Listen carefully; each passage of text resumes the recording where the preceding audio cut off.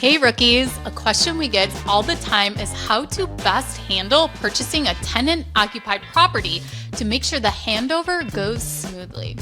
Today we're going to give you a step-by-step guide for this process and make sure your investment property is set up for success. This is the Real Estate Rookie Podcast. I'm Ashley Kerr, and I'm here with Tony J. Robinson. And welcome to the podcast where every week, 3 times a week, we bring you the inspiration, motivation, and stories you need to hear to kickstart your investing journey. So guys, obviously it goes without saying that to help us with this how-to episode, we had to bring back on the binder strategy king, Dion McNeeley. Now, you guys may recognize him because he's been on the podcast before, but we're so excited to have Dion on again. So Dion, welcome back to the Rookie Podcast. Oh, I appreciate the invite so much. I actually watch your guys' content a lot. I learned from a lot of the guests. I learned from you guys. And this is a topic I'm super glad that you reached out for, because some of the things that I do kind of backwards to what seems traditional. An example would be most landlords want their leases to end in the winter. Most landlords will want a vacant property. They want to buy a property that's vacant that they can set up the way they want it to and get brand new, fresh area market rents or be the top rental in the area. I invested while working full time. I was a single parent with 3 kids. They were younger when I started, and I didn't have time for all of that. So my goal was to buy properties with tenants in place. I've done both. I've purchased vacant and I've purchased with the tenants living there. And I much prefer the tenants living there. It's kind of where the binder strategy came from.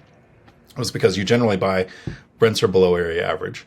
And so I have a pretty good system of when I buy a property and there's tenants in place, here's the check marks of all the things I go through to make sure that it's a smooth acquisition. Because so many people, when we look at a property, they focus on math. They think, what's my yield? What's my return going to be? And I'm looking at, if I buy this property, how's it going to make my life better? So Dion, let's start with before you even acquire a property, what should a buyer know before they're looking at properties when they're considering buying a tenant-owned property or a tenant-occupied property? So when you're hunting for properties, always knowing your end goal and making sure that the property meets what you're planning to do. If you do short-term, mid-term, storage, RV, I'm the super lazy person. I want to buy a tenant that I talk to once every 2 or 3 years. So I do long-term tenants and I want low tenant turnover. So I'm actually looking at properties considering physical aspects of the property to me are almost as important as the math, right? I want to get the yield I'm looking for, but I want to make sure that the physical aspects of the property are going to help limit tenant turnover. And there's kind of a checklist of things that I do. I like side-by-side properties because I do small multifamily. I don't want tenants living above or below another. I want garages in the middle, so you don't even have shared living walls. I want washer dryer hookups inside each unit because anybody using a shared laundry or a laundromat is just waiting for the next place to open. I want a lot of space, right? So 2 bedrooms or more, a garage or or a carport or something, because more space means more stuff, less likely to move. I want to look at the physical aspects of the area, make sure it's not next to a landing strip for an airplane or a train or a loud pub, and that there's good off-street parking. So all of the things that make a tenant want to stay. I like pet-friendly fenced yards, and there's no difference between a fenced yard and a pet-friendly fenced yard other than I called it pet-friendly, and they put that in the actual photo on the listing. The photo shows the fenced yard, and I put in the words pet-friendly fenced yard.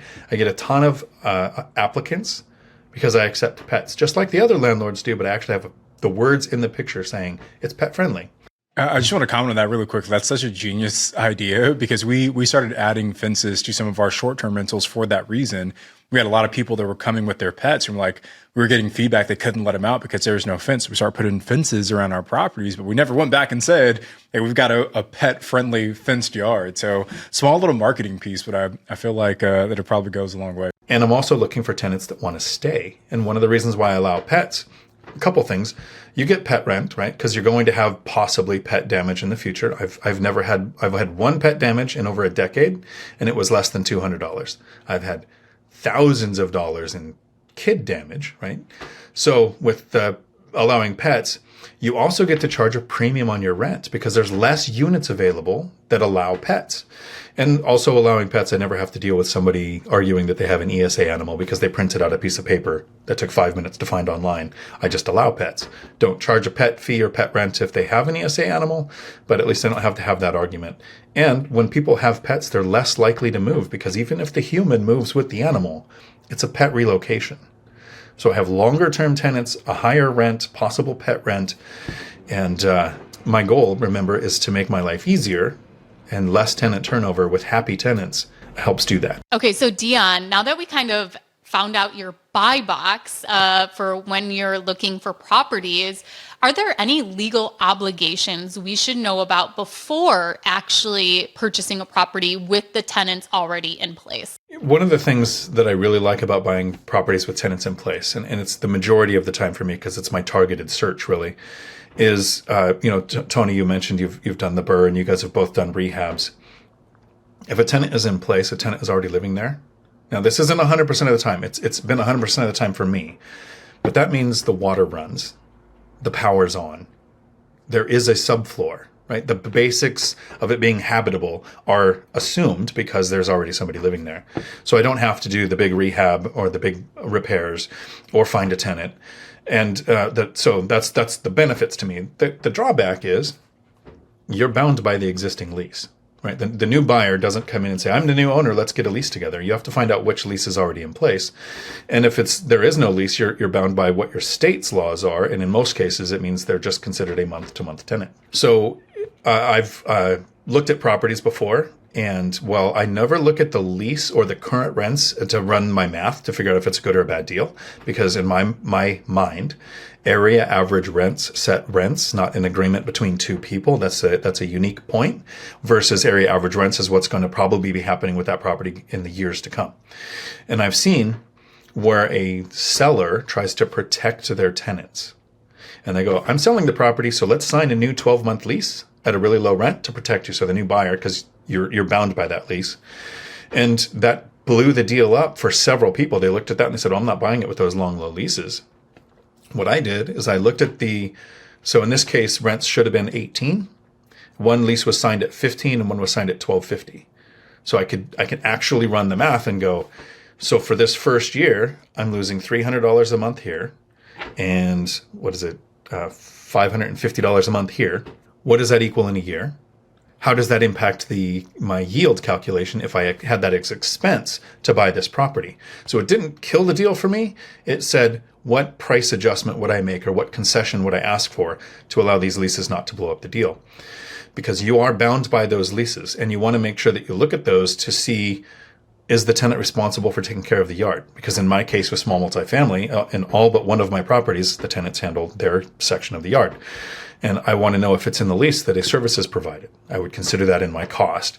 Or I had one time that I like to meet the tenants during the walkthrough, either the inspection, the appraisal, or when I'm giving my landlord introduction letter and interact with the tenants, to make sure that when you get that estoppel agreement where you get the tenant's information, contact info, and then something that almost everyone misses that I'll ask for in the estoppel is you get the tenant's explanation of what the rent is, especially if you're buying from somebody who doesn't have a lease.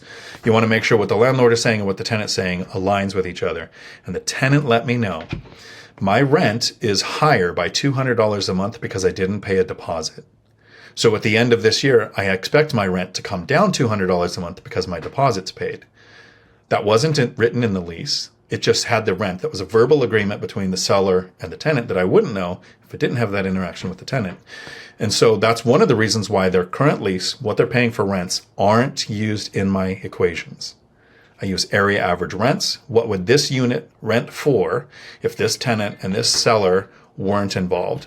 And that's how I know if the math makes sense or not. Hey, we're going to take a quick break, but when we get back, Dion is going to talk about his binder strategy and why this is such a powerful tool to use when you're purchasing a tenant-occupied property. Welcome back to the show. We are here with Dion. So Dion, I want to highlight for anyone listening, as you're talking about lease agreements and, finding out from your state what is legal, what is not, and if you're going to be creating new leases, before you even purchase a property, go to biggerpockets.com/leases, and you can actually view leases by state to see what some of the requirements or what is acceptable for your state for lease agreements. If you're a BiggerPockets Pro member, you get these for free. So go ahead and take a look at those, or you can go ahead and purchase them for whatever state that you need, but go to biggerpockets.com/leases.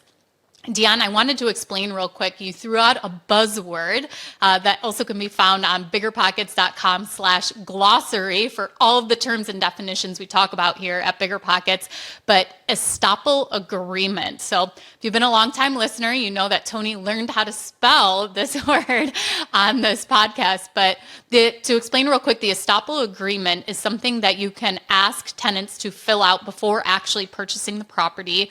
You most of the time should ask the current owner for their permission to send this information to their tenants, but it's basically just a form for them to fill out, like Dion said, with all of their information.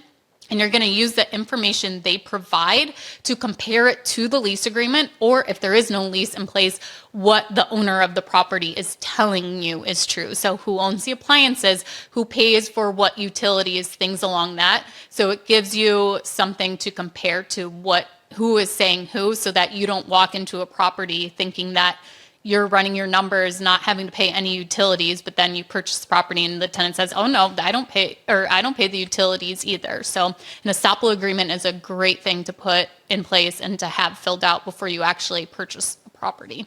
So I think one other thing I want to focus on too there, Dion, is you've been fortunate enough where most of the properties that you've inherited tenants with, that they were in livable condition.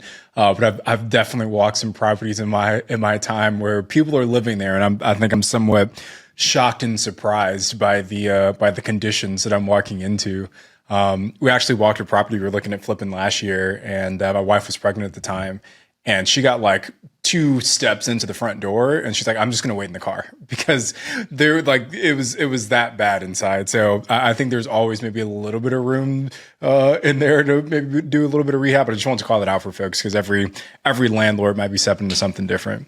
But I guess let's talk about the transition piece, Dion, because I think that's what a lot of folks maybe get worried about when they actually buy a property with an existing tenant. So and you touched on it already, but I guess what are some of the best practices for taking over a tenant occupied property so you can start off with, the smoothest transition possible? So I talked a little bit about the landlord introduction letter and when you interact with the tenants. You didn't get to screen these tenants. You don't know their credit score, you don't know their work history, you don't know their eviction history or criminal history if you check that. And you don't know if you want to keep these tenants. They might be great. They might be the reason the owner sold. And, they might be living in bad conditions because they didn't let the previous owner in to do any of the repairs. So you end up with a situation, Tony, where you walk in, you're like, wow, why would you live like this? They might be the reason. So what I don't do right away is try to get a lease signed immediately in the first couple of months.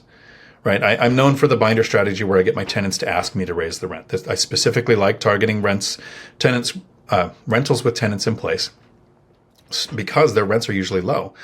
Now, I don't want to do a rehab. I don't want to do a tenant flip. I don't want to find tenants. I don't want to do all of the work that's involved there, because I was working full-time, had 3 young kids. And so having tenants in place, I can do this binder strategy and show area average rents, have them, ask the tenant, what do you think is fair for rents? If you do that right away, you might lock in a long lease with someone you don't want to keep. So for 2 months, this is your opportunity to vet those tenants. Because why do we run credit? Why do we check eviction history? Because we want to make sure they're going to pay their rent on time.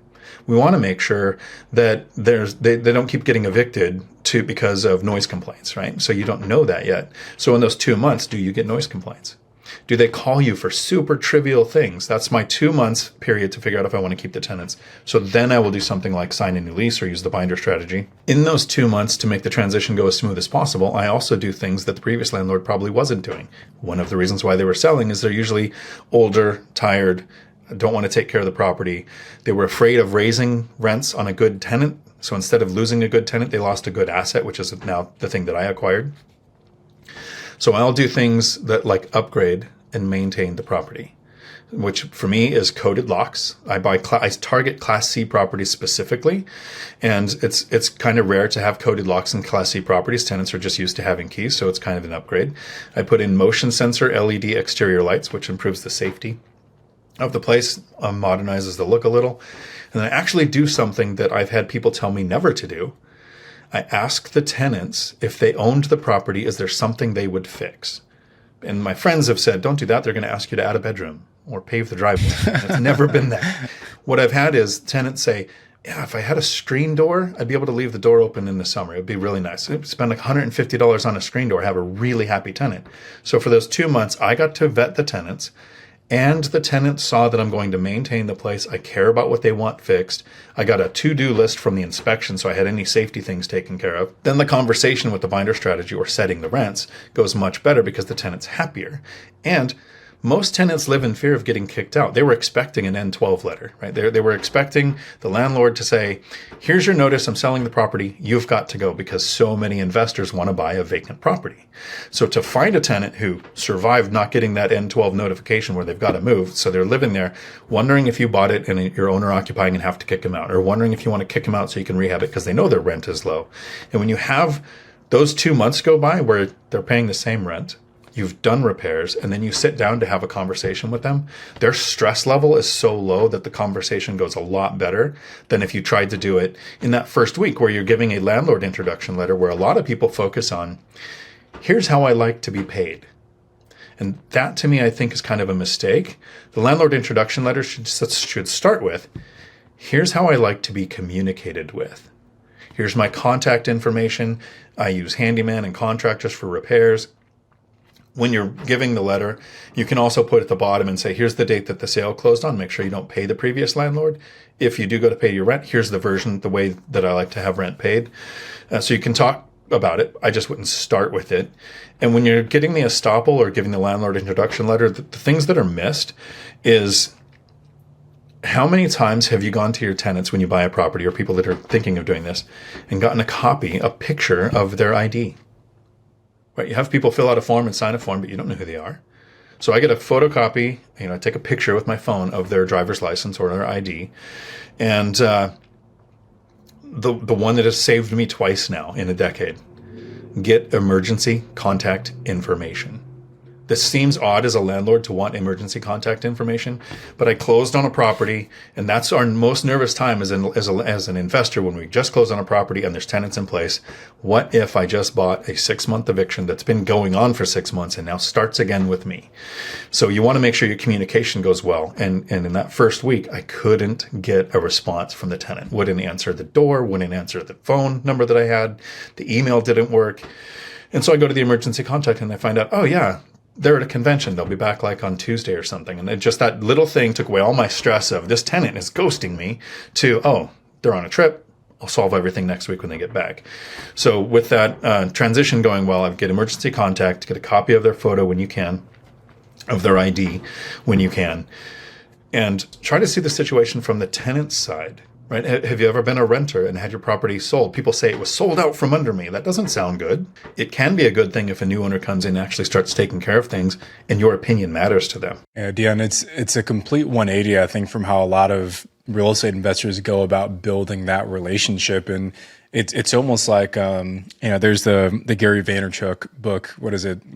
Punch, punch, or jab, jab, hook, whatever it's called, but it's like you give a lot of value first, and then there's the big ask. But because you've built up that goodwill, people are more receptive to it. And it's almost like, say you get hired for a job and they love you during the interview process, and on like day one, you go in and ask for a raise. It's like you haven't even proven yourself yet, but you're asking for more money. It's kind of a similar thing. So I love the idea of giving a lot of value first and then going in for the ask. Now, Dion, I know you mentioned earlier about like your tenants ask you to increase the rents on them. So you briefly mentioned the binder strategy. I guess if you can break down for maybe folks who didn't listen to your first episode, what is the binder strategy and why is that such an important thing to follow as you're onboarding a new tenant? So I present the binder, which I actually have one here that I did recently. Yeah, so make sure you're watching on YouTube so you can actually see the physical binder that Dion's holding up right now. The good old 3-ring binder. And this can be done through the mail. So when I do this with like Section 8, I don't go take a binder to the housing authority. I actually do this through email too. But it looks almost exactly like this with screenshots. And you do exactly what Ashley did. You're going to educate them and say, hey, here's some comps. There are pictures in here of the rentals in the area that are the same bedroom count. The front page is a picture of the property from Zillow or Redfin that has the current estimated value. And you share with the tenant, your rent made sense to the previous owner. or when my taxes and insurance were based on the previous value. But do you see what the current value is? That's what my taxes and insurance are based on now. And here's the area average. If you had to move, this is what the rentals will go for. Because a lot of tenants, maybe they haven't looked at rentals in a while. They don't realize how much rents have gone up. Tenants do not care about your expenses. And I can prove it. If we had a property that was paid off and we had a property with a mortgage, and we were in the same market and we wanted to rent them out, we would rent them for the same amount. The tenants don't know that you have a mortgage and don't care. They don't care about your property taxes, your insurance. The reason I show them the binder with that information on here is because it shows transparency. You can literally open up a web browser, go to Zillow, and see exactly what I'm showing you here. You can go to apartments.com or Craigslist or Facebook Marketplace, wherever I got these screenshots from, and you can find these same rentals to verify what I'm showing. And then here's the magic. When you send the email, the last line, or when you hand the binder over, the last sentence is, what rent do you think is fair? Because what tenant, especially one living in fear of their property being sold out from under them, has ever been included in the conversation of setting their rents? So to the point of, no, I've never had one say, I can't pay the rent we are now, I want it to go down. It's possible, because it's an ongoing conversation, that they suggest too small of an increase, right? They say, well, let's go up $50, and I wanted $200 because they're $600 off of the area average or whatever. Well, you can draw this on paper, or I can do it in the air with my hands. I can say, here's where you're at currently with rents. Here's where area average is. The amount that you suggested does seem really fair to you, but do you see how far off it is from what would be fair for me? And then I've had them suggest a higher amount. That's as close as I've come to somebody having a disagreement with it. What's most common is, and I literally got this text and just did a post. This is from somebody who watches my content. They said, okay, now I'm just going to read this text right off the screen. Just did the binder strategy with Unit C, who was paying $950 a month, including water and trash. That was the current rent when they closed. Tenant asked for rent to go to $1,950. We agreed on $1,900 plus water and trash. So the tenant suggested a new amount. The owners brought it down $50 to adjust the water and trash. They were so happy when we said the first payment on this new rate won't happen until October. They teared up. We all left the meeting feeling light and great. Thank you for your guidance and help. So the idea is a massive increase to the rent, where the landlord, if you suggested a $50 increase, is a jerk. That tenant basically doubled their rent because they saw how good their deal was. They saw the area average rents. Like Ashley said, they know I have to pay a deposit. I have to move before I even get my deposit back. Now they have happy tenants. The rent isn't at area average. The tenant didn't suggest to go what they probably found as $2,300 or $2,400 as area average, but they more than split the difference. And you have happy people on both sides. And the main reason for me is, and this is a marketing tactic, and the idea is if you're marketing something, you have to tell people what you get out of it. If they don't know what you're getting out of it, they're going to assume that it's a scam that's worse than what the reality is. So with rentals, I say, look, I don't want to displace you, right? The best outcome would be if you move, I get area average rents, but I then have to rehab the place, update the thing, find a tenant, do all this extra work. I don't want to displace you, and I don't want to do that. So what do you think is fair? I'm actually showing what I get out of it is I get to keep you in place. I've already shown you. I fix and update things that it needed to be done, but I'm not going to rip out and put in new cabinets or put in all new flooring while you're here. I might have to do that if you move out. So it makes my life easier, and you get to stay in your place. So it makes that transition to the new ownership easier for me, money-wise, easier for me, time-wise. Takes a lot of the stress off of the tenant. And I mean, this is probably to me the thing that makes it easier to find cash flowing rentals on the MLS. But it's all of the other things that makes retiring off rentals for me possible, right? Because David Green recently put out a post on Instagram saying, replacing your W-2 with cash flow from rentals is a terrible idea, changed my mind. And he talked about $5,000 in income from your job and $5,000 in income from your rentals being totally different. And he's right? Rentals can be as complicated or as simple as we make it. And for me, it's finding the ways, targeting the properties before I even buy them, to make the investing simple so that it's easier for me, because it has to be easy. And don't take this wrong. If I had to be good at investing, I would quit. What I have to be is average and do it for a long period of time. Right? I didn't invest to create another job. So I wanted properties that would keep tenant turnover low. The binder strategy helps with that. And then I have do systems in place. Like one of the last things I'll do when I purchased a property with tenants in place, and this is missed by a lot of people because there's already existing tenants, is contact the utility companies and put in place what is called a landlord policy. So if this tenant ever moves out or ends their lease and moves out, water doesn't get shut off and I don't have a water heater burn itself in the winter, or I don't have a pipe freeze or a leak that runs forever or something. There's power on when handyman, or maybe me, I'm too lazy to do it, but handyman or contractor goes there to actually fix or do something since there's a tenant turnover going on. And that getting that landlord policy in place on the utilities gives me more peace of mind so that in the future, 2, 4, 6 years from now, when something changes, it's already set up. Dion, during this whole negotiation with the residents, are you actually doing this in person, this conversation? Is it happening through mail, email, text, phone calls? And what is your recommendation of how to actually present the binder strategy and then how to negotiate from there? That's a great question, and I want to present it from my perspective, right? So 6 years in the Marine Corps, 8 years in law enforcement. I'm comfortable being alone with tenants in their house. Not everybody should feel that way. Not everybody has situational awareness. Maybe you don't want to do it at their house, so I would have a meeting at a public place to have the binder strategy. I've done this in restaurants, especially if it was a tenant who has a weird schedule, but it was easier to just meet at a specific time at a restaurant. I'd like to do it in the place to see, it's a possibility to see what the inside looks like. But meet publicly if you're not comfortable with that. I prefer to do it in person with the binder because there's a nuance to conversation. If you're going to do it, you could do it through Zoom. I have a gentleman and his mom who moved to Guam, and they're on a contract. We did their binder renewal while they're in Guam to do this through Zoom. Email works. Email works for Section 8, especially because what you want to do is do the work for the Section 8 counselor. And with Section 8, I'll actually have one of the pages in here is right off fair market rents, what Section 8 will pay for that bedroom count in that county. So and Section 8 has, you can just Google fair market rents and go on there. And actually the information for next year has to come out by October. And ironically, 2025's data is already out. So you can see what Section 8 is doing next year. Stay tuned after one final break for more on how you can set up your investment property for success. All right, thanks for sticking with us, guys. Let's get back into it. I guess what I want to know from you, Dion, is looking long term, what strategies should an investor consider for tenant retention or just transitioning to new tenants in general? I like tenant retention. I mean, and mathematically, sometimes tenant turnover is the best thing. And every time I sign a lease with a tenant, I own small multifamily, right? I don't have a huge portfolio. I'm at 18 units now. I retired in 22 with 16 units.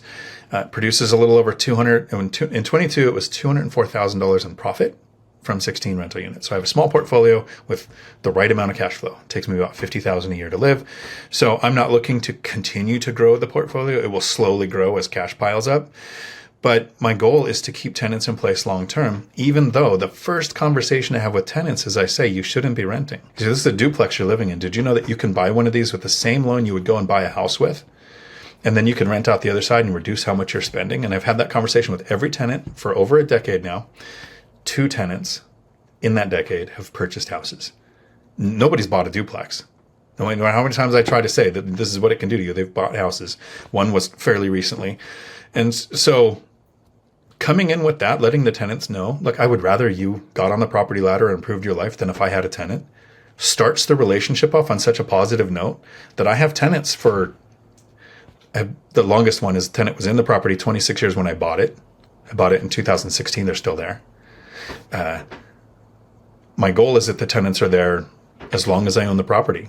Even though sometimes a tenant turnover would mean I could new cabinets, new flooring, spend 10 grand and add a bunch to the rent. I had a tenant move out, this one where they bought a house. I added a closet. 1 bedroom becomes a 2 bedroom. I go from 1 bedroom rents to 2 bedroom. I was never going to do that while they were living there. Right? How rude would that be to come in? I've improved your place, something you didn't need or ask for, so your rent's going to go up $1,000 a month. That would be terrible. But if they move out and I now have a 2 bedroom and I rent it for $1,000 a month more than it was before, it's like $800 a month more actually, that's okay with me. I'll handle that tenant turnover for that big of an increase to rent. Let's go with the scenario of, because we actually had this happen where somebody has literally lived there since the property was built in 2002. And they're the only tenant that has been in this property the whole time. And they recently asked to have the unit painted. But they didn't want to have to move their furniture away from the walls for the painter to come in. They wanted us to provide somebody or have the painters come and move their furniture, put their furniture back, because we offered to pay for the painting. There was a couple other things they wanted done, and they are still paying below market rent because we've renovated all the other units, so they are not even close to paying what that is. And so we did say, there would be a small increase in your rent because everybody else that has a new apartment pays more.